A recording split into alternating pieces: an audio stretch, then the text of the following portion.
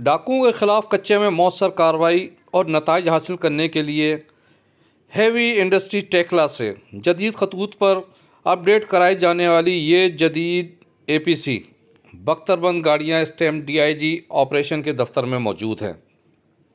सक्खर व लाड़काना रीजन में एक अरसे से डाकुओं ने पुलिस और शहरियों को परेशानी से दो चार किया हुआ है।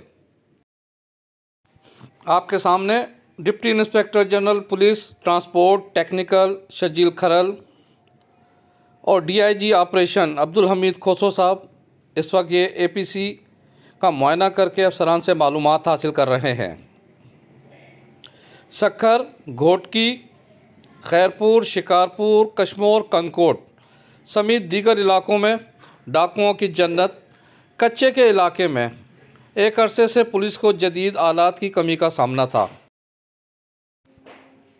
सूबाई हुकूमत और इंस्पेक्टर जनरल पुलिस की जानिब से ऑपरेशन को कामयाब बनाने, आलात की कमी को दूर करने के लिए सक्खर और लाड़काना रीजन को जदीद APC फराम की गई हैं। ये आपके सामने शजील खरल और DIG सक्खर हमीद खोसो, SSP शिकारपुर व दीगर अमले को APC हवाले कर रहे हैं।